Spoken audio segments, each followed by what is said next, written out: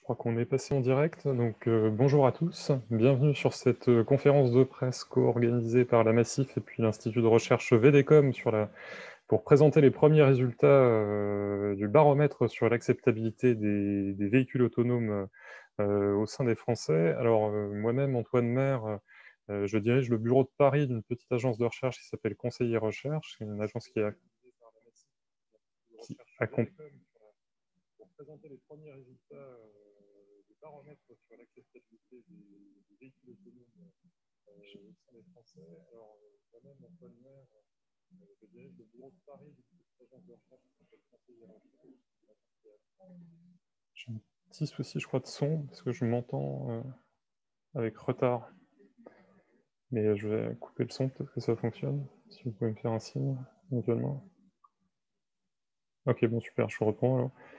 Et donc, on anime également avec Conseiller Recherche la communauté d'intérêt sur le véhicule autonome. Alors, vous n'êtes pas sans savoir que le thème du véhicule autonome a suscité énormément d'attention, hein, finalement. Il y a eu, au milieu des années 2010, beaucoup d'enthousiasme pour le développement de ce nouveau type de véhicule. Et puis, on a l'impression maintenant qu'on est passé dans une forme de désillusion, en quelque sorte, malgré les récentes annonces de Tesla, malgré les récentes annonces de Google. Il y a de plus en plus de questions qui émergent et finalement, on peut se poser la question de savoir si on n'est pas rentré dans une phase de maturité par rapport à l'émergence de ce nouveau type de véhicule.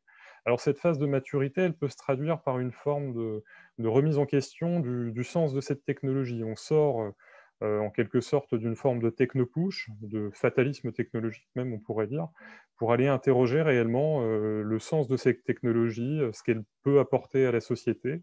Et puis, on se rend bien compte que finalement, le véhicule autonome, c'est pas uniquement un objet technologique avec des problèmes techniques à répondre, à résoudre, mais c'est également un objet qui interroge les dynamiques sociales, les dynamiques économiques, juridiques, politiques, etc., et qui impacte surtout tout un ensemble, tout l'écosystème de la mobilité, hein, que ce soit les constructeurs auto, les assureurs, les opérateurs de mobilité, les gestionnaires d'infrastructures. Donc, on voit qu'il y a une vraie réflexion de fond et on pourrait, pour affiner un petit peu la perspective, identifier trois grandes zones d'interrogation qui émergent finalement dans le cadre de cette phase de maturité.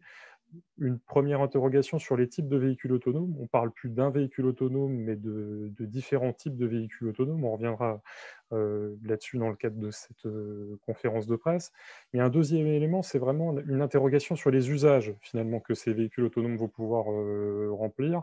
On a vu qu'il avait été principalement présenté comme une solution, hein, pour promouvoir une plus grande sécurité sur les routes. Et aujourd'hui, on est en train de se rendre compte que ça peut également constituer une nouvelle solution de mobilité qui va pouvoir potentiellement contribuer à l'émergence d'une mobilité qui soit plus inclusive, peut-être, et peut-être plus durable également. Et puis, une dernière interrogation de fond qui porte quand même sur l'attitude des Français et puis l'attitude de la population à l'égard du développement de cette technologie.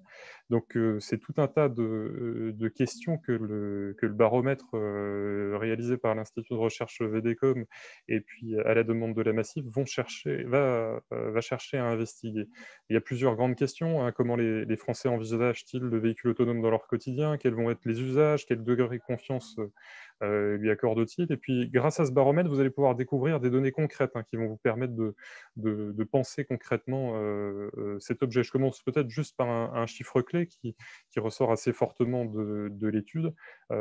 C'est 70% des Français qui ont une attitude positive du véhicule autonome, alors même que 88% des gens n'ont jamais vu de véhicule autonome. Donc, ce qui montre quand même une forme de curiosité, en tout cas, d'intérêt pour ce type de véhicule. Aujourd'hui, on a la chance d'avoir trois intervenants de renom pour vous présenter les résultats de ce baromètre inédit. Donc, Yann Arnaud, vous êtes directeur réponse besoins sociétaires et innovation au sein du groupe Massif. Et puis, vous êtes également très impliqué dans la Fédération française de l'assurance, où vous dirigez les travaux d'un groupe de travail sur le véhicule connecté et autonome. Philippe Vewato, vous êtes directeur général de l'Institut VDECOM, un institut de recherche et de formation qui est très impliqué dans la transition écologique et puis qui est également la cheville ouvrière un petit peu de la stratégie française pour le développement du véhicule autonome pilotée par Anne-Marie Hydrac. Et puis vous, Stéphanie Quenet-Chevrier, vous êtes directrice du domaine Nouvelles Solutions de Mobilité au sein de cet institut VDECOM, et puis vous avez notamment piloté les travaux de ce baromètre inédit sur l'acceptabilité du véhicule autonome. Alors peut-être à tous ceux qui nous écoutent, si vous avez des questions à poser à nos intervenants lors de la présentation, n'hésitez pas à utiliser la plateforme dédiée sur le site de la plateforme Autonomie, et puis on se chargera naturellement de retransmettre vos questions à nos intervenants le moment venu. Alors, je vais tout de suite donner la parole à Yann. La Massif est un acteur historique du secteur de la mobilité en France, qui fête cette année ses 60 ans, et peut-être que vous pourriez revenir sur les raisons pour lesquelles un assureur mutualiste comme la Massif s'intéresse au thème du véhicule autonome, et puis les raisons qui vous ont poussé justement à soutenir ce baromètre. Oui, alors merci Antoine. Effectivement, la Massif est un assureur bien connu sur le marché français. C'est le premier assureur en fait en automobile et en deux roues sur le marché français. Donc on est beaucoup très connu par les Français on couvre 20% à peu près des véhicules roulants qui sont aujourd'hui en France. Et donc, en fait, on s'intéresse aux véhicules autonomes pour finalement les deux choses qui caractérisent notre identité, qui sont à la fois d'être un assureur et la Massif, qui a aujourd'hui, cette année, 60 ans d'existence. Elle a fait son développement et c'est au cœur de son activité, le véhicule. Mais vous le rappeliez aussi, c'est un assureur mutualiste. Et donc, il y a un certain nombre de préoccupations sur la mobilité qui font partie aussi des sujets sur lesquels la Massif non seulement est intéressée, mais essaye d'avoir une action positive et essaye d'impulser tout ce qui lui paraît de nature à favoriser en fait la mobilité du plus grand nombre. Donc, elle l'a fait dans tout un tas de domaines, hein. Elle a été le premier accompagneur des structures d'autopartage, de covoiturage. Elle est aujourd'hui très, très impliquée dans un certain nombre d'autres initiatives. Mais surtout, ce qui est très important, c'est qu'il y avait un nouvel objet, hein, vous le disiez, Antoine, qui venait d'apparaître, qui était le véhicule autonome. Et la Massif, très vite, s'est dit, c'est intéressant parce que effectivement la vitrine qu'on nous présente au départ, elle est questionnable, hein, un véhicule finalement assez proche d'un véhicule particulier, classique, si ce n'est qu'il est autonome. Mais on a très vite senti qu'il y avait, que ce véhicule autonome, il pourrait prendre plusieurs formes et que globalement, il y avait un certain nombre de ces formes qui nous intéresseraient probablement et sur lesquelles la Massif aura envie d'apporter son soutien au développement de ces formes différentes. Alors nous, on n'oublie pas, parce que c'est au cœur de notre approche, que la mobilité, ce n'est pas simplement un déplacement, hein, c'est au cœur de tout un tas de problématiques qui sont des problématiques d'accès à l'emploi, qui sont des problématiques de mobilité des personnes fragilisées, de ceux qui ont du mal à se déplacer. Et puis c'est aussi, hein, on l'a vu, on l'a un petit peu oublié avec la crise du Covid, mais finalement, toutes ces questions qui sont apparues avec les Gilets jaunes, c'est-à-dire le désenclavement des territoires et comment faire aussi que dans certaines zones, on puisse avoir accès, je dirais, à cette mobilité pour pouvoir se déplacer. On peut juste rappeler quelques chiffres hein, quand même qui sont à la fois très intéressants et très dérangeants, hein. C'est-à-dire qu'aujourd'hui, un Français sur deux, par exemple, a été amené à refuser un emploi par rapport à un problème de mobilité. Deuxième chiffre qui peut être assez intéressant, c'est de dire qu'aujourd'hui, il y a une partie des seniors, c'est pas neutre, hein, 30% des seniors de plus de 65 ans, quelquefois ne sont pas sortis de chez eux une journée alors qu'elles avaient prévu de le faire parce qu'elles avaient un problème de mobilité. Donc globalement, ces problématiques autour de la mobilité, elles nous intéressent. Et donc, il nous semblait extrêmement important, si on pouvait apporter notre pierre à l'édifice, de voir en quoi le véhicule autonome, éventuellement, pouvait constituer une solution nouvelle. Et donc, pas tout à fait, encore une fois, le modèle qui avait émergé dans un premier temps, qui était très technique, qui était très haut de gamme, hein, on peut le dire, et qui aura vocation sans doute hein, à se développer, et ça ne nous pose évidemment aucun problème, mais on s'est dit, ça vaut peut-être le coup aussi de regarder si le véhicule autonome, finalement, demain, ne peut pas rendre sous une forme un petit peu différente, en fait, un service extrêmement important et extrêmement central à tout un tas de gens pour qui la mobilité aujourd'hui est un problème. Alors, vous l'avez compris, globalement, notre conviction, elle est moins de dire le véhicule autonome, demain, il se développera sous une forme finalement assez classique de véhicule avec un propriétaire, un utilisateur unique, que finalement, autour d'un modèle auquel on croit beaucoup, qui est celui d'un véhicule autonome sous forme de navette, plutôt électrique, d'accord, et partagé. Et donc, ce qui nous a beaucoup intéressé à la Massif, c'est de dire que finalement, si ce véhicule électrique autonome, partagé, sous forme de navette ou sous forme de petit véhicule, je dirais à l'usage de tous, il émerge, ben peut-être que, encore une fois, s'il rend service à un certain nombre de gens qui sont privés de la mobilité, qui ont des difficultés, s'il permet de désenclaver des territoires ou de remettre de la vie, par exemple dans un certain nombre de communes périurbaines, rurales, alors ça sera une belle avancée en fait pour la société. Et c'est ce qui intéresse beaucoup la Massif dans ces problématiques de mobilité, c'est finalement de dire où est la valeur, où est-ce que finalement sont les demandeurs de ces nouvelles solutions. Et nous, on pense assez fortement, et on aura l'occasion d'y revenir en décrivant d'autres initiatives qu'on prend sur le sujet, que c'est vraiment, il y a vraiment un intérêt qui est assez fort autour de dire est-ce que le véhicule autonome peut être une solution non pas de substitution, mais une solution complémentaire à ce qui existe ou n'existe pas dans certaines zones pour se déplacer.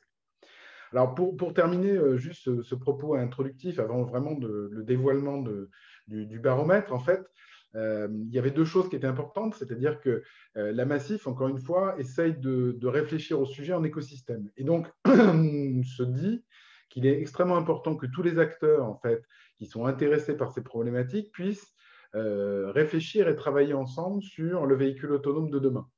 On le fait dans le cadre de la Fédération française d'assurance et j'ai l'honneur de piloter un groupe de travail qui réfléchit avec l'ensemble des assureurs de la place sur le sujet. Il y a des questions purement assurantielles qui se posent, hein, des questions de responsabilité, des questions de fonctionnement et je dirais de risques aussi qui peuvent se poser. Donc, on y réfléchit dans ce cadre-là. Mais aussi, on y réfléchit à travers une communauté d'intérêt qu'on a monté, hein, qu'on pilote aujourd'hui au sein du Moving On Lab Michelin. Et donc, on a adhéré à ce Moving On où étaient présents un certain nombre d'autres industriels, et on y reviendra un tout petit peu après pour les présenter, autour de ce modèle, hein, encore une fois, de la navette autonome partagée, avec en plus une particularité, c'est qu'on se dit que ça vaudrait le coup d'étudier si un modèle économique peut être trouvé sur les zones périurbaines ou rurales. Alors, bien évidemment, ben ça, c'était des idées. Il fallait un petit peu objectiver les choses. Et la première des questions qu'on se posait, vous l'avez rappelé, Antoine, c'était de dire où est-ce qu'on en est au niveau de l'appréhension des Français vis-à-vis de ce nouvel objet. Et donc, je vais laisser tout de suite la parole à Philippe Bateau qui va présenter un petit peu ce que nos partenaires de VDCOM ont pu mettre en lumière là-dessus. Il nous paraissait important, nous, Massif, de nous appuyer sur le spécialiste aujourd'hui français de la problématique du véhicule autonome qui était l'Institut VDCOM. Et donc, c'est pour ça qu'on a monté ce partenariat pour établir ce premier baromètre qui est une première mondiale, hein, sur finalement comment les Français, comment les consommateurs reçoivent un petit peu ou perçoivent finalement ce que sera le véhicule autonome du futur. Donc, Philippe, je vous laisse la parole. Merci beaucoup, Yann. On va peut-être commencer à entrer effectivement dans le vif du sujet du baromètre avant d'entrer dans la présentation du baromètre et puis ensuite des résultats par Stéphanie Cognier. Juste un mot pour dire qu'on se félicite vraiment du partenariat avec la Massif et qui part de la même vision. Alors, je pense que Yann a vraiment très bien exposé cette vision étendue de ce que la mobilité autonome peut apporter au territoire, peut apporter aux citoyens. Et c'est parce qu'on a cette vision commune qu'on travaille ensemble sur ce baromètre.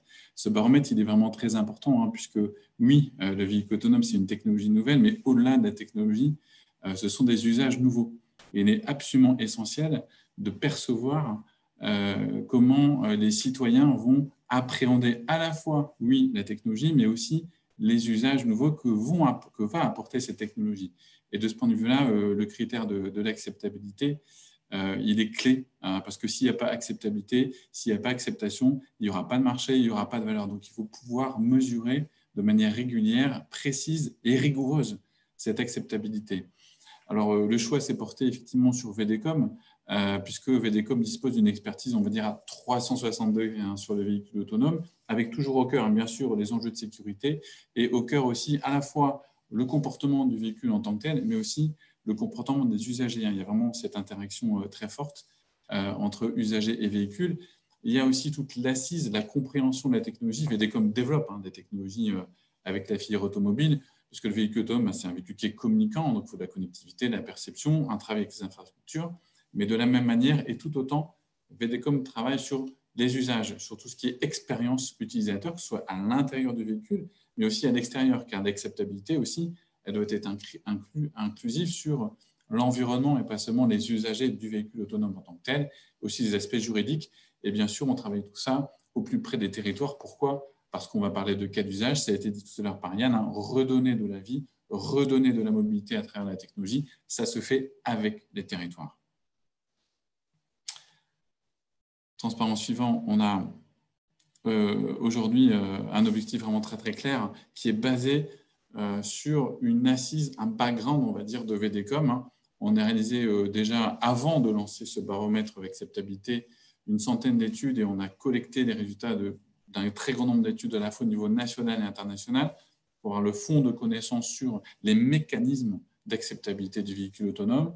On a aussi déjà interrogé près de 9000 personnes ces 3 dernières années dans le cadre d'études préliminaires qui ont été menées par VDCOM. Donc, on est loin de partir de rien. Et au contraire, ce baromètre, en fait, il est le résultat de ces travaux de fond menés au niveau de la recherche. Et il va se traduire par plus de 4000 citoyens qui vont être interrogés. Alors, je tiens à insister vraiment sur un point, c'est la représentativité de ces 4000 personnes en genre, en âge, mais aussi, et c'est important, au niveau de la répartition géographique. La mobilité autonome, il ne faut pas commettre l'erreur de la projeter uniquement en milieu urbain, mais c'est aussi urbain, périurbain, rural. Il faut avoir l'opinion, il faut avoir la mesure sur l'ensemble des territoires. Le baromètre d'acceptabilité du véhicule autonome, rapidement, 4 objectifs. Il faut qu'on ait la mesure de la perception spontanée. Effectivement, les citoyens ont une petite idée de ce que ça veut dire qu'un véhicule autonome. Tout le monde connaît le véhicule, on projette ce que veut dire un véhicule autonome. Mais il y a différents degrés d'autonomie et donc il y a différents degrés d'usage. Et on va aller un peu plus loin au-delà de la perception spontanée. On va aussi commencer à mesurer les préférences sur les niveaux d'autonomie et sur les niveaux d'usage qui sont associés aux différents niveaux technologiques. Ce qui nous permettra vraiment de mesurer cette acceptabilité selon des dimensions qui sont pertinentes. Une dimension clé, c'est vraiment la confiance. Et quel est le degré de confiance? C'est vraiment quelque chose qui devra être pleinement mesuré dans le cadre de ce baromètre, avec également une méthodologie très rigoureuse. Vous avez plusieurs types de véhicules autonomes, ça a été évoqué. Bien sûr, il y a des véhicules particuliers que tout le monde connaît, mais aussi des robotaxis dont on parle, et vous avez aussi maintenant les bus et les navettes, et il y a en France une filière navette autonome. Donc, on va vraiment examiner sur un spectre assez large de différents types de véhicules, et en fonction du type de véhicule et de technologie, vous avez différents types d'usages. Et quand on est en véhicule autonome, on a du temps libéré, mais en fonction du type de véhicule, vous avez ce temps libéré soit sur des activités que vous devez interrompre facilement, ou au contraire, en fonction du niveau de technologie du véhicule, vous pouvez, par exemple, vous endormir au volant sans aucun risque. Vous avez aussi le critère de qui va gérer le véhicule en cas de situation critique. Est-ce que c'est le conducteur qui doit, entre guillemets, se réactiver, ou est-ce que le véhicule est en autonomie complète, y compris sur des situations critiques? Et vous avez là, vous voyez bien, différentes perceptions qui vont être mesurées à travers ces différents types de technologies et des usages qui sont associés. Voilà pour les grandes lignes du baromètre véhicule autonome. On a donc déjà des principaux enseignements qui vont être présentés par Stéphanie Cognier de l'Institut VDCOM. Merci beaucoup, Philippe. Bonjour à tous. Donc, on va vous présenter aujourd'hui les principaux résultats de ce baromètre.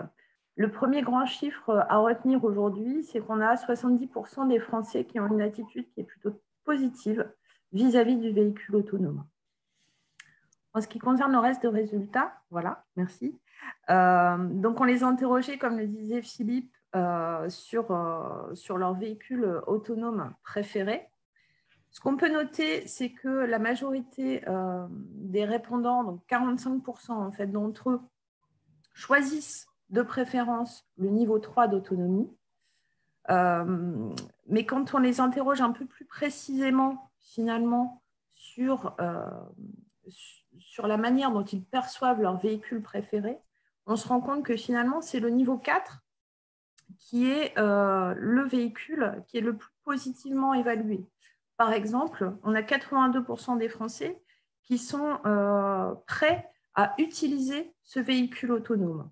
Donc tout ça nous laisse penser que finalement les Français sont séduits par des niveaux d'autonomie qui sont plus libres, j'ai envie de dire, qui permettent le plus de liberté du niveau 4, mais ils ne sont pas encore totalement prêts à l'adopter.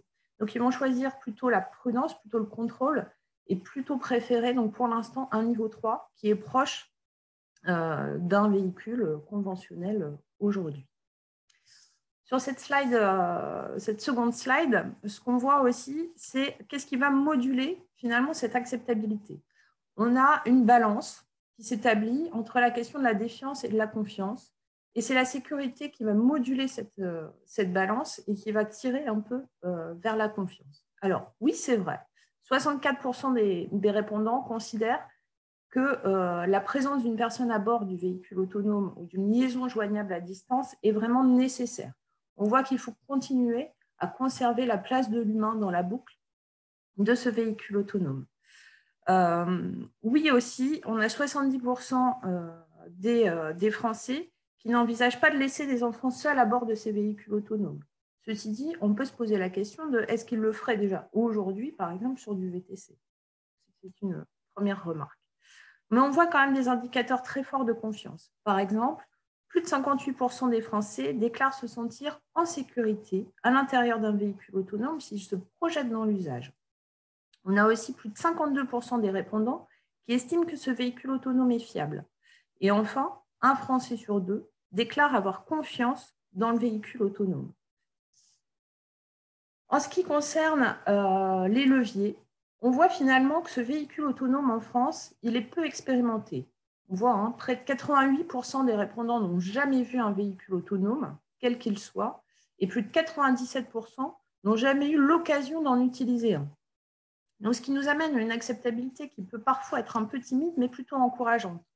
En effet, on a plus de 4 Français sur 10 qui affirment avoir l'intention d'essayer un véhicule autonome, et plus de 3 Français sur 10 qui projettent d'utiliser régulièrement un véhicule autonome à l'avenir. Alors, je dis que cette acceptabilité est timide mais encourageante parce que, souvenez-vous, il y a une quinzaine d'années, les ADAS, le régulateur par exemple, et avait un taux d'acceptabilité dans les premières études qui était très similaire à ce qu'on observe aujourd'hui. Et pourtant, aujourd'hui, ces technologies-là sont quasiment de série dans tous les véhicules. Donc, c'est vraiment des chiffres qui sont encourageants. Ce qu'on observe aussi, c'est que cette acceptabilité, elle grandit avec l'expérience. Chez ceux qui ont eu l'occasion de voir un véhicule autonome, voire de l'essayer, on observe qu'ils sont beaucoup plus prêts à utiliser régulièrement un véhicule autonome dans leur vie de tous les jours, puisqu'ils sont plus de 5 sur 10 quand ils ont déjà vu un véhicule autonome, et même 6 sur 10 lorsqu'ils en ont déjà utilisé un. L'expérience, elle est prépondérante. Elle est prépondérante parce qu'on voit que plus les gens connaissent le véhicule autonome, plus ils ont confiance et plus ils se sentent en sécurité dans ce véhicule. Ce qu'on observe aussi en termes de leviers, ce sont 3 leviers principaux, la question de l'accessibilité, de l'écologie et de l'emploi. En ce qui concerne l'accessibilité, on voit que dans nos résultats, 8% des habitants en zone rurale ont déjà vu un véhicule autonome contre 16% en zone urbaine. Donc, il faut amener le véhicule autonome en zone rurale. Yann le disait très bien au début. On voit aussi une disparité en termes de CSP. Seulement 7% des personnes en situation de chômage ont déjà vu un véhicule autonome contre 17% des cadres. On voit aussi des résultats assez similaires sur le fait d'avoir déjà utilisé un véhicule autonome. Le deuxième point, c'est que le véhicule autonome doit moins peser sur l'environnement. Spontanément, lorsqu'au tout début du baromètre, on demandait aux personnes de nous donner les mots qu'ils associaient au véhicule autonome dans leur représentation de l'objet, spontanément, ils associent le véhicule autonome à un véhicule électrique, à un véhicule propre. On a 60% des répondants qui le considèrent comme nécessairement plus écologique et même 70% qui estiment qu'il devra de toute façon être déployé en respectant les normes écologiques. Et enfin, le troisième levier, il est sur la question de l'emploi. On a 65% des répondants qui estiment encore qu'il n'y aura pas de création de nouveaux emplois avec l'introduction des véhicules autonomes et 72% même des chômeurs qui estiment que ce véhicule ne créera pas d'emploi. Donc tous ces résultats, en fait, nous amènent à avoir un regard très positif sur toutes les initiatives collectives, comme le disait Yann au tout début, qui sont menées aujourd'hui pour le véhicule autonome et de la nécessité de continuer à déployer ces initiatives collectives. Dans quel sens? Le premier sens, c'est en renforçant l'image sécuritaire des véhicules autonomes, surtout chez les personnes qui sont indécises, et puis chez les jeunes et les étudiants qui ont un sentiment un peu plus marqué d'insécurité par rapport à cette technologie qu'ils maîtrisent peut-être un petit peu moins, puisqu'ils maîtrisent aussi un peu moins la conduite. Aussi, il faut développer, comme je disais, la connaissance. La connaissance, elle est très importante. Il faut développer des formations autour de la question du véhicule autonome. Simplement, comment ça fonctionne un véhicule autonome, à quoi ça sert. Développer l'information aussi sur toutes les initiatives qui sont mises en œuvre aujourd'hui. Et puis, penser à intégrer des systèmes beaucoup plus adaptatifs au sein des véhicules qui permettent en fait d'acquérir petit à petit de l'expertise dans ces véhicules. Le troisième point, ce sont les zones peu denses ou les zones mal desservies. Effectivement, il faut continuer, comme on le fait déjà, et comme on souhaite le faire dans les prochains mois, prochaines années, d'adresser des expérimentations de véhicules autonomes partagés pour développer les politiques locales en termes de mobilité. C'est important, pourquoi? Parce que ça permet de montrer l'utilité de ce véhicule autonome dans des zones peu desservies en termes d'usage. On peut par exemple imaginer de déployer effectivement des navettes partagées pour justement réduire les problématiques d'autosolisme au sein des zones peu desservies. Et puis aussi, le véhicule autonome peut permettre de renforcer le maillage pour améliorer l'accès à l'emploi. Le quatrième point, c'est rassurer sur la préservation de l'emploi. On l'a vu, on prépare dès aujourd'hui les métiers de demain. Ça, c'est très important. Ensuite, il faut développer les usages. Comme on le disait au début, l'usage du véhicule autonome, il est important, il est même plus important que la technologie elle-même. On avait interrogé les Français sur la question de l'utilité du véhicule autonome en temps de pandémie. C'est le sujet un peu d'actualité aujourd'hui en termes de Covid. Et finalement, on voit que ce véhicule autonome, il est perçu très positivement sur sa capacité à faciliter, dans ces périodes de pandémie, à la fois le transport des personnes et le transport de marchandises ou de matériel médical. Et enfin, sur le dernier point, il faut donc continuer à promouvoir l'écologie du véhicule, qui est vraiment un levier au niveau de la perception du véhicule autonome.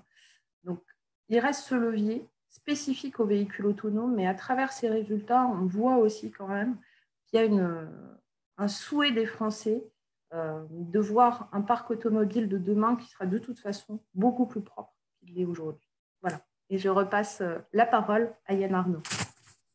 Alors moi, je tiens à remercier Philippe et Stéphanie pour le travail effectué. Je pense que ce qui est assez notable, c'est finalement que c'est la première fois qu'on objective les choses sur la perception en fait, des Français du sujet. C'est une vraie avancée parce que ça nous montre à la fois, et je pense que c'est très notable, sur un objet technique qui est aujourd'hui très peu connu, voire largement inconnu des Français, des consommateurs, qu'il y a quand même une attente forte. D'accord. Je pense que si on avait interrogé peut-être les gens sur d'autres technologies, intelligence artificielle, etc., ils auraient été moins positifs. Et donc là, on sent qu'autour de la mobilité, le véhicule autonome, il y a une vraie attente qui est aujourd'hui une attente relativement théorique. Les gens ne savent pas encore très bien comment ça va fonctionner, à qui ça va s'adresser, comment on va pouvoir s'en servir. Mais en tout cas, ils ont quelque chose à dire et ils ont des attentes qui sont assez fortes, en disant ce véhicule autonome, il doit finalement constituer une nouvelle solution là où aujourd'hui il n'y en a pas. Et donc, c'est extrêmement intéressant pour nous, d'avoir cette première photographie. Et ça n'est que la première livraison du baromètre de l'acceptabilité. Bien évidemment, il faudra voir au fur et à mesure du temps, et c'est ce qu'on entend bien faire avec VDCom, comment ça évoluera en fait dans le temps, cette perception. Plus les choses seront tangibles pour les gens. Et justement, le point extrêmement important, c'est comment est-ce qu'on peut rendre finalement de plus en plus tangible, de plus en plus présent dans le quotidien des gens, ce véhicule autonome qui, encore une fois, reste un petit peu théorique aujourd'hui. Donc ça, c'est quelque chose qui nous intéresse beaucoup puisque, encore une fois, Philippe le disait, on sait que finalement le succès ou l'insuccès du véhicule autonome, ça se jouera beaucoup sur est-ce que les gens perçoivent de la valeur, est-ce que réellement il apporte une solution nouvelle, est-ce que cette solution nouvelle, elle peut coexister avec ce qui existe déjà, mais surtout, est-ce qu'elle permet d'apporter des solutions là où aujourd'hui il n'y en a pas. Et donc, c'est un petit peu autour de cette idée que nous, on a travaillé à la Massif avec un certain nombre d'acteurs extrêmement importants dans cet écosystème finalement de la mobilité et du véhicule autonome, autour d'une question qui est assez simple, hein, qui est assez un modèle finalement qui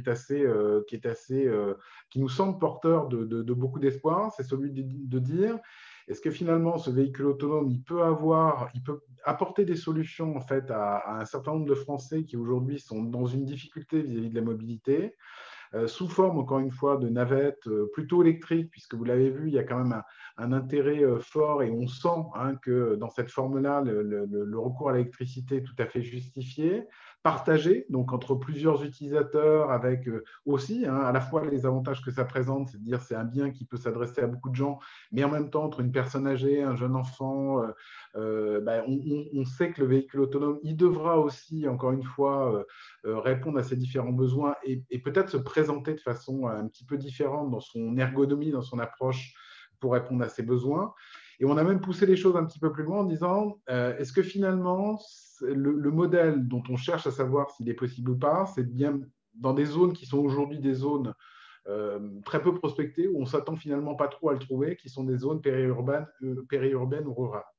Alors c'est vrai que quand on a lancé cette idée-là, je dois dire, hein, en toute modestie, que les gens nous ont un petit peu regardés comme des extraterrestres en disant mais non, déjà dans des centres-villes, trouver une population qui va être utilisatrice, c'est un peu compliqué.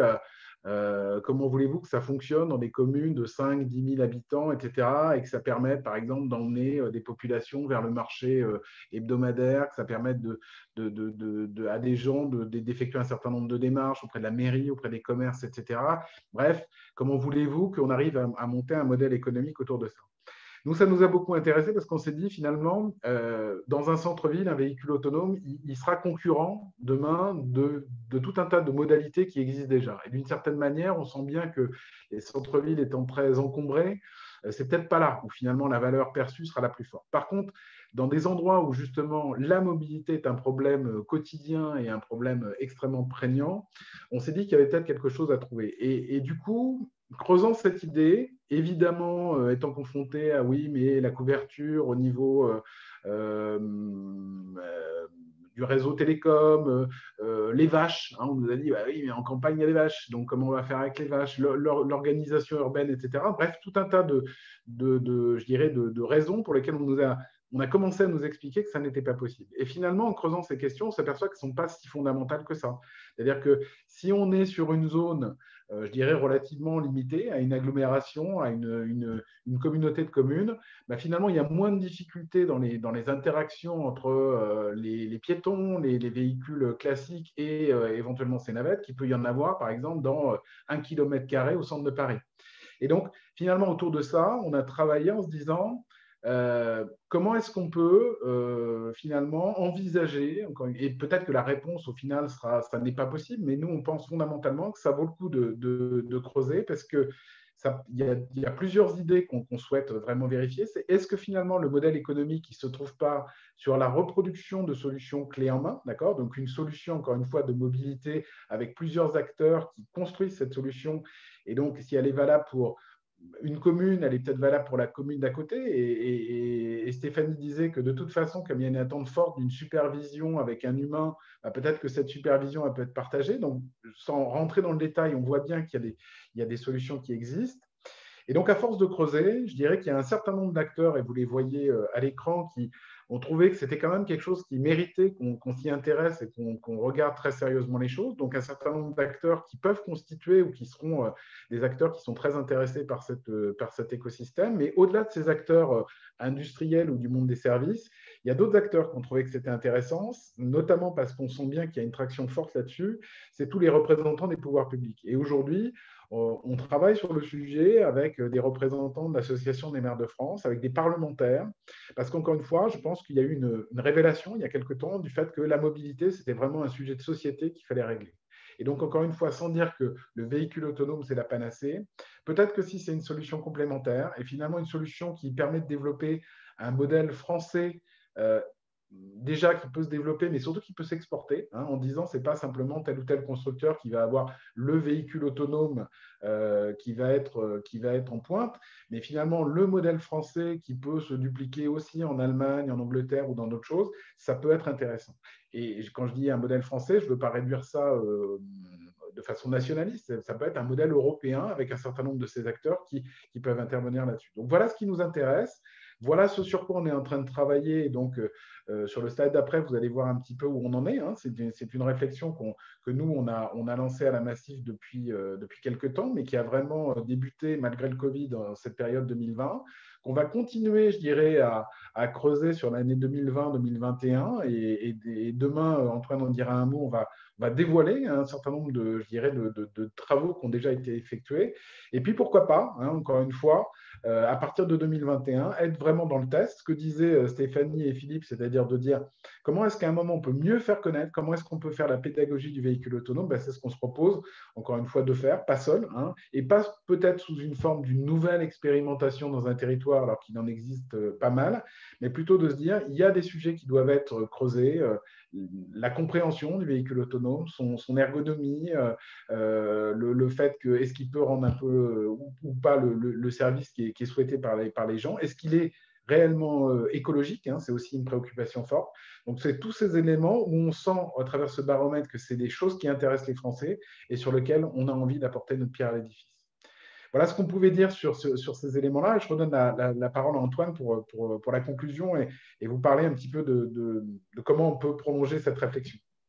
Merci beaucoup à tous pour ces éléments. Hein. Vous voyez qu'il y a quand même une grande richesse dans ce baromètre qui permet vraiment d'approfondir notre compréhension de cet objet qui reste quand même très complexe. Donc, je vous invite aussi à vous reporter à l'infographie, au communiqué de presse et puis aux résultats de l'étude qui vous ont été envoyés en amont de cette conférence de presse où vous retrouverez aussi toute la richesse des résultats produits dans le cadre de ce baromètre. Mais il y a peut-être 3 enseignements qu'on peut retenir au vu de ce qui a été dit par nos intervenants. Le premier, c'est que on voit bien que la question de la confiance et puis de la sécurité reste quand même un sujet essentiel dans le degré de confiance que peuvent avoir les Français à l'égard de ce type de véhicule.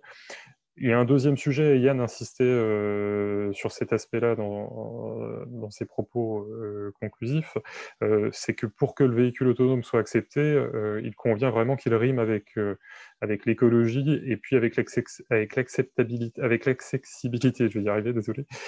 C'est 2 éléments qui sont extrêmement importants et on voit bien que pour qu'il soit vraiment accepté, il faudra qu'il contribue à l'émergence d'une mobilité plus durable et plus inclusive. Et puis un dernier élément qui ressort aussi de manière très frappante, c'est le fait que l'expérience, en tout cas, et puis une forme d'expérimentation joue un rôle clé dans l'acceptabilité. Ça ressort assez nettement dans les résultats. On voit que les gens qui ont l'opportunité, en tout cas de voir, ou en tout cas d'essayer un véhicule autonome, ont un niveau de confiance, en tout cas, largement supérieur aux autres. Donc voilà, comme je vous le disais, vous retrouverez l'ensemble de ces données dans les documents qui vous ont été transmis. Si vous avez des questions pour nos intervenants, n'hésitez pas aussi à les partager dans le film de conversation qui est présent sur la plateforme. Concernant la communauté d'intérêt et puis les résultats dont Yann parlait dans cette intervention conclusive, il le disait, on aura un panel qui sera consacré à cette question demain de 14h à 14h40 sur le site du Salon Autonomie, en présence du député Damien Adam aussi, qui reviendra sur le rôle des pouvoirs publics dans le développement des véhicules autonomes, et puis l'attention très particulière aussi qu'il porte à la question de l'acceptabilité des véhicules autonomes. Peut-être déjà pour commencer, une première question pour Stéphanie. Il y a eu quelques petits problèmes de connexion apparemment pour les journalistes à la conférence. Est-ce que vous pourriez peut-être représenter très brièvement les résultats un petit peu essentiels? Je pense notamment à la distinction entre le niveau d'acceptabilité sur les véhicules de niveau 3 et 4 pour ceux qui auraient raté le début de votre présentation. Oui, tout à fait. Merci. Donc, en fait, ce qu'on note, effectivement, c'est que majoritairement, les Français se reportent en termes de préférence sur le niveau 3. Donc, il y a le niveau d'automatisation, d'autonomie qui nécessite le plus d'action finalement du conducteur et la possibilité de déclencher cette conduite autonome sur des portions bien particulières. Donc, on est à peu près donc, à 45% des Français qui choisissent majoritairement donc, ce véhicule. Néanmoins, ensuite, on leur demandait d'évaluer le véhicule qu'ils avaient déclaré comme étant le véhicule préféré. Et là, quand on regarde les résultats véhicule par véhicule, on se rend compte que c'est le niveau 4, celui qui offre le plus de liberté par rapport au niveau 3, qui est celui qui est le plus positivement évalué par rapport aux gens qui ont choisi le niveau 3 et qui évaluent de leur côté le niveau 3. Donc la différence est vraiment là, c'est que finalement, comme je le disais, ils sont séduits par cette question de liberté, mais aujourd'hui, il y a encore quelques leviers à activer pour qu'ils soient prêts à adopter des niveaux beaucoup plus élevés d'automatisation. En revanche aussi, ce qu'on a pu observer, c'est que finalement, les niveaux 5 complets, notamment la navette, hein, puisqu'on en a beaucoup parlé, elle est plutôt bien acceptée. On est aux alentours de 20% de mémoire d'acceptabilité de cette navette. Donc, partager un véhicule, c'est quelque chose qui commence à devenir vraiment acceptable aujourd'hui chez les Français. Merci beaucoup. Il y a peut-être une question également de Patrick Vergela pour prolonger un petit peu la discussion. Il s'interrogeait sur le fait de savoir si les répondants avaient une idée, en fait, est-ce que lorsqu'on leur posait la question, ils avaient l'idée de rentrer dans une voiture particulière ou plutôt d'avoir accès à un service de mobilité autonome. Je pense que ça rejoint cette distinction. Peut-être que vous pourriez revenir un petit peu sur cet aspect-là. Oui. Alors, peut-être revenir rapidement sur la méthodologie en fait, qu'on avait employée justement.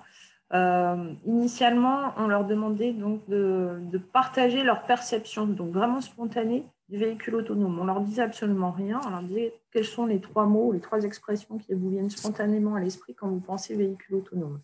Ça nous permettait de voir un peu quelles étaient leurs perceptions spontanées.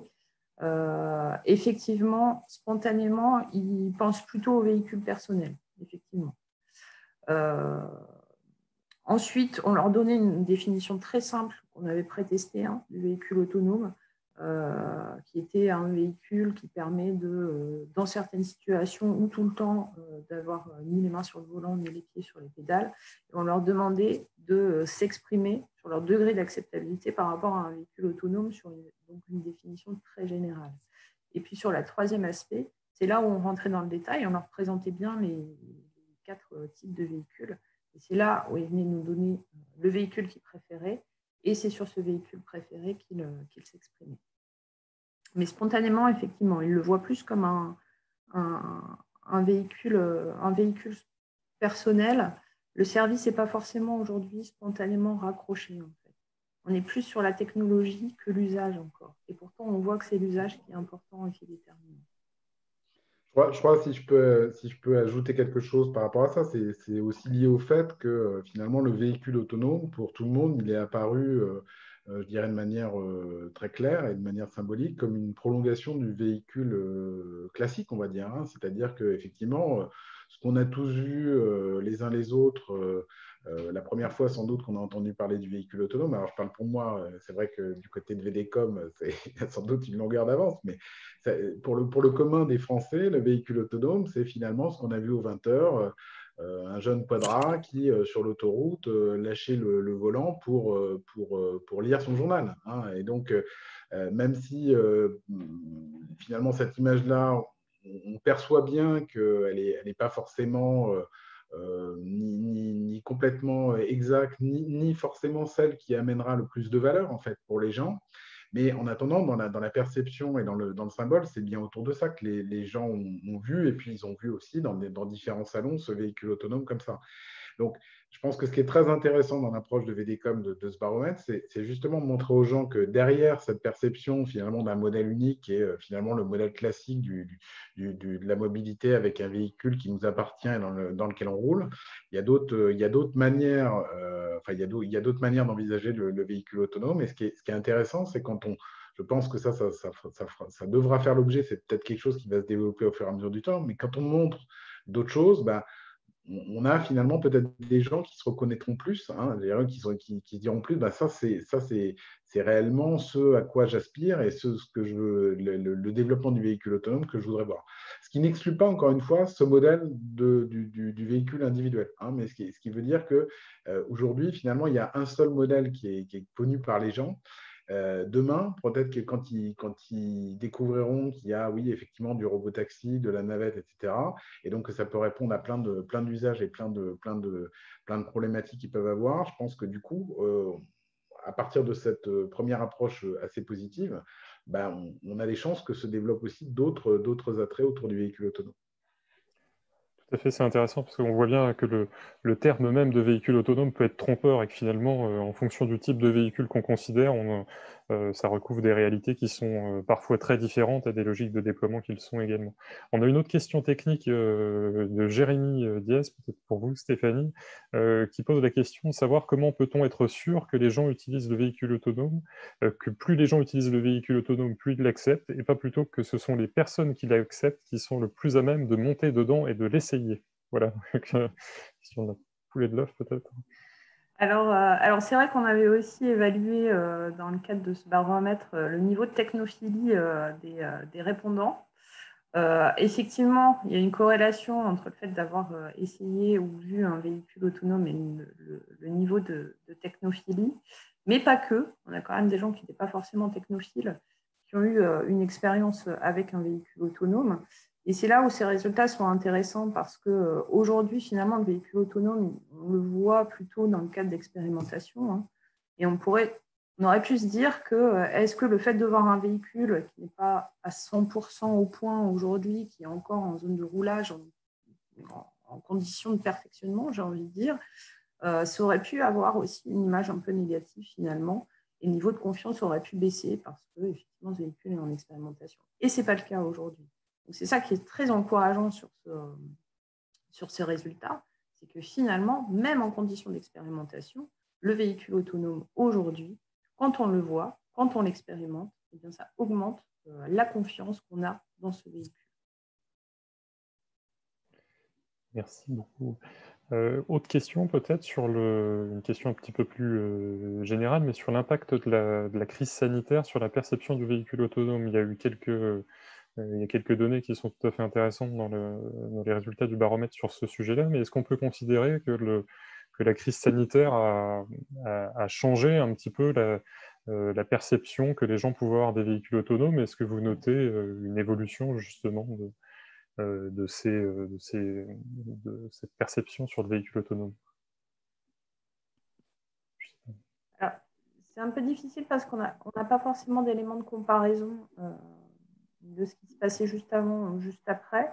Ce qu'on peut voir, c'est qu'il n'y a pas forcément de lien entre les réponses à la question justement de l'utilité du véhicule autonome en termes de Covid, etc., et les réponses globales d'acceptabilité du véhicule autonome. Donc aujourd'hui, je ne pense pas, c'est juste qu'effectivement, en ayant, je pense, posé la question de est-ce qu'ils perçoivent une utilité dans le cadre de la gestion de la crise Covid, je pense que ça a permis aussi aux personnes qui ont répondu de se rendre compte aussi d'un usage potentiel du véhicule autonome. Je ne suis pas sûre que spontanément les gens auraient raccroché en ce moment véhicule autonome et gestion de la crise, mais du coup, le fait de leur proposer cette option-là, effectivement, ils se positionnent de manière positive. On a vu aussi beaucoup de communication sur des navettes de livraison en fait, autonomes à l'occasion de la crise. Peut-être que Philippe ou Yann voulait ajouter un élément sur ce point. Philippe, peut-être. C'est clair que la crise sanitaire ont vraiment posé des questions des impératifs de mobilité. Ce dont on s'est rendu compte, c'est que la mobilité autonome fait partie du dispositif de réponse en cas de crise sanitaire, à la fois pour transporter des biens, des personnes, amener des services là où sont les gens ou des biens, en limitant le nombre de contacts. Et typiquement, quand on a vu des ambulances se transformer en centre de télédiagnostic allant vers les gens là où ils sont, c'est typiquement des modifications du jet de mobilité. Donc, on a réalisé, l'équipe de Stéphanie a réalisé une grande enquête et un grand inventaire sur toutes les modifications en termes de mobilité qui ont été induites par la crise sanitaire. Donc, effectivement, on a une enquête complète sur soit des pratiques éphémères, soit des pratiques éphémères qui s'installent dans la durée, qui font suite au Covid. Mais il y a clairement une modification de la perception citoyenne sur la mobilité suite à dans le cadre de la crise sanitaire, parce qu'on y est malheureusement toujours. Merci beaucoup. Peut-être une autre question également. Il y a un élément qui ressort de manière assez singulière dans les résultats du baromètre, c'est la position des jeunes. On a le sentiment, on pourrait penser finalement qu'on est sur une population très technophile, hein, comme ça a été peut-être évoqué à demi-mot dans les questions tout à l'heure, mais on se rend compte que le niveau d'acceptabilité n'est peut-être pas aussi élevé que le niveau de technophilie de cette population. Est-ce que Stéphanie, pour y revenir peut-être sur ce point un peu singulier dans les résultats du baromètre? Oui, tout à fait. Donc, on a effectivement une population qui est beaucoup plus technophile, hein, ça c'est clair. Et du coup, elle a aussi, sans doute, plus de connaissances aussi sur certains enjeux. Alors, notamment, je pense à tout ce qui concerne la sécurité des données. Il y a quand même une petite inquiétude aussi sur la question du piratage de données dans les véhicules autonomes. Les personnes les plus jeunes sont sans doute les plus sensibles à ce type d'informations, en fait, ou de connaissances. L'autre point aussi, c'est qu'on est sur une population qui transforme aussi beaucoup ses usages aujourd'hui, qui est plus motivée par de la mobilité partagée, par du covoiturage, etc. Donc c'est vrai que c'est peut-être la population qui va plus abandonner le véhicule personnel autonome au profit de véhicules partagés. Voilà un peu ce qu'on peut en dire. Ouais, je suis assez d'accord avec ce que dit Stéphanie. Ce qui en miroir montre bien une chose, hein, c'est que finalement, le véhicule autonome, il y a un certain nombre peut-être d'a priori qu'on avait en disant ça va intéresser les populations les plus jeunes, les actifs, etc. Et on voit bien que je pense que c'est aussi à relier à la question de l'intérêt. C'est finalement un certain nombre se disent est-ce que ça m'apporte à moi une solution? Et comme disait Stéphanie, peut-être que les jeunes sont un peu plus dubitatifs, un peu plus circonspects. Peut-être mettre aussi en avant, hein, parce qu'on sent bien que ça ressort dans quelques éléments du baromètre, le fait que conduire, c'est aussi la liberté, hein, et donc finalement, le véhicule autonome, est-ce que c'est pas un peu moins de liberté? Donc peut-être que pour un jeune, c'est un peu plus sensible, on ne sait pas, hein, encore une fois, c'est des questions qui...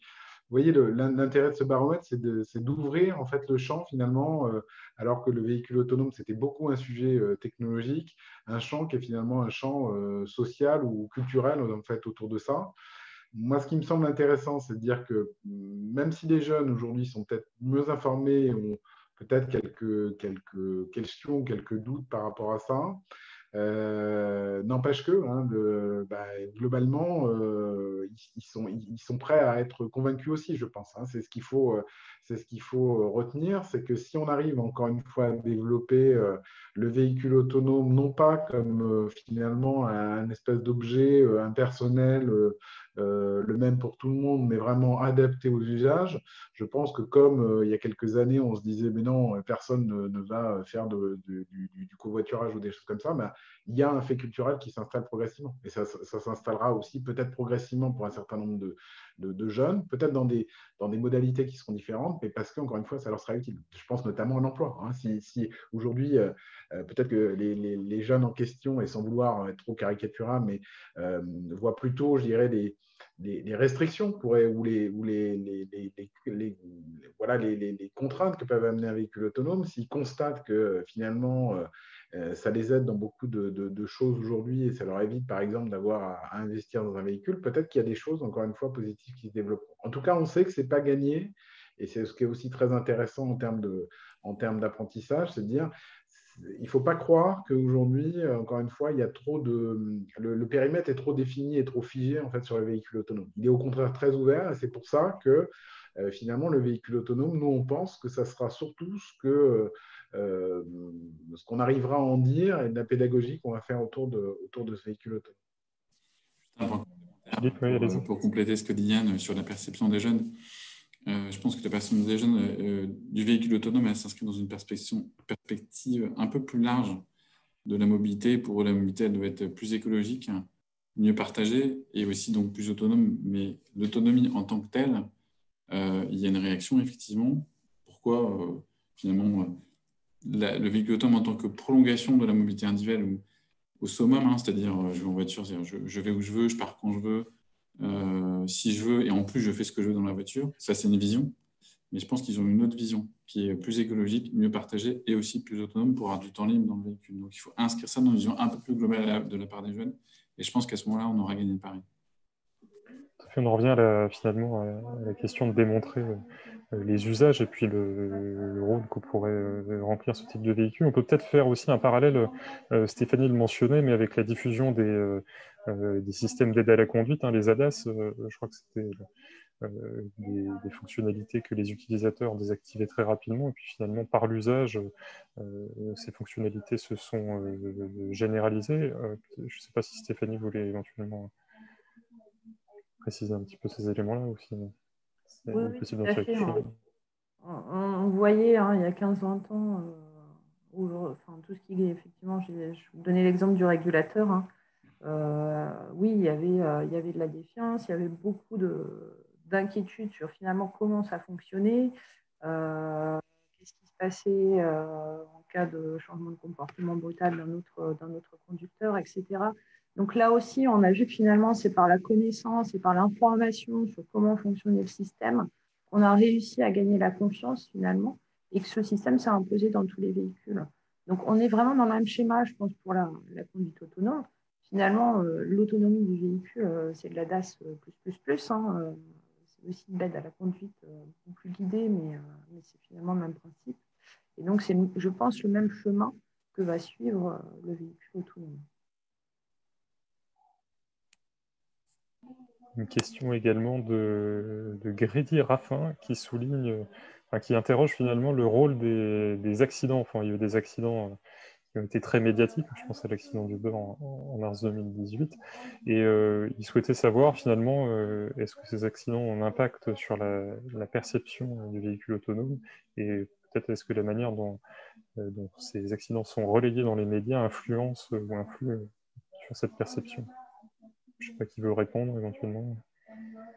Moi, je veux bien en dire un mot. Je pense que Philippe complétera, mais effectivement, le chemin du véhicule autonome, comme encore une fois, aujourd'hui, on sent bien qu'il n'y a pas une expérience qui est forte et que les gens, finalement, se font une idée sur ce qu'ils voient.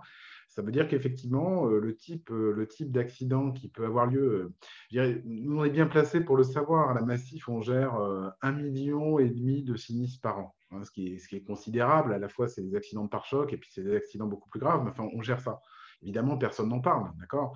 Il suffit qu'il y ait un accident ou deux avec un véhicule autonome et l'ensemble de la planète en parle, d'accord ? Donc, on voit bien la caisse de résonance qui est très liée aussi à l'espérance qu'ont les gens. C'est-à-dire que si c'est médiatisé, c'est parce que finalement, on place tellement d'espoir et tellement de choses autour de ce véhicule autonome que la moindre contrariété, hein, d'accord ? Ou excusez-moi pour le terme qui est un peu brutal quand il y a un mort, mais effectivement, la moindre embûche sur le parcours, je dirais, de ce véhicule autonome, il est immédiatement dupliqué, popularisé, etc. Et donc, c'est effectivement quelque chose qui est très important à prendre en compte. Nous, on n'hésite pas à dire que finalement, peut-être que des accidents comme ça font reculer de quelques mois, voire de quelques années, l'acceptabilité en fait, hein, du véhicule par les gens.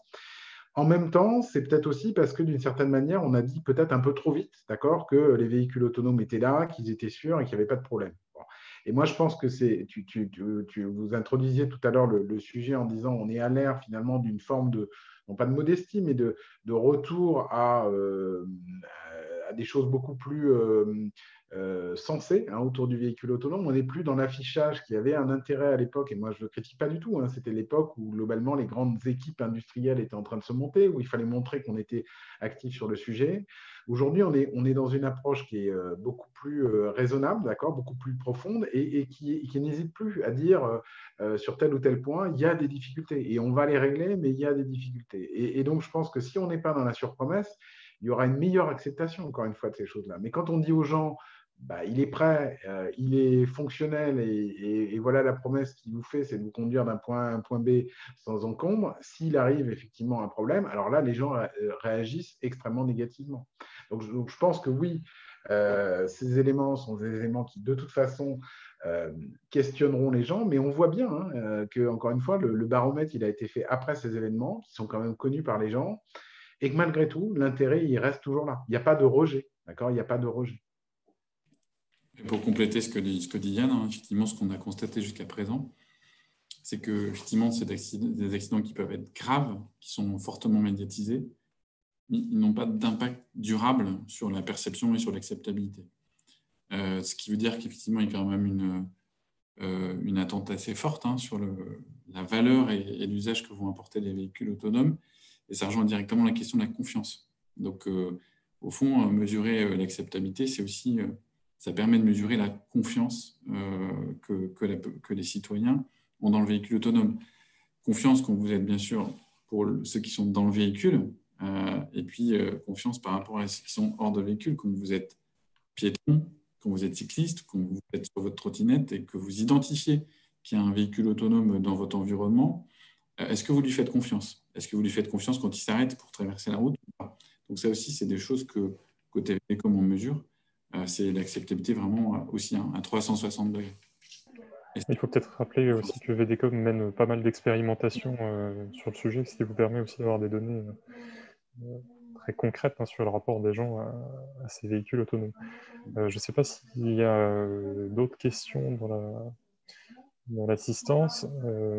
Si ce n'est pas le cas, on arrive de toute façon au terme de cette conférence de presse. Donc, je vous propose de conclure, sauf si vous souhaitez ajouter un dernier mot peut-être. Mais...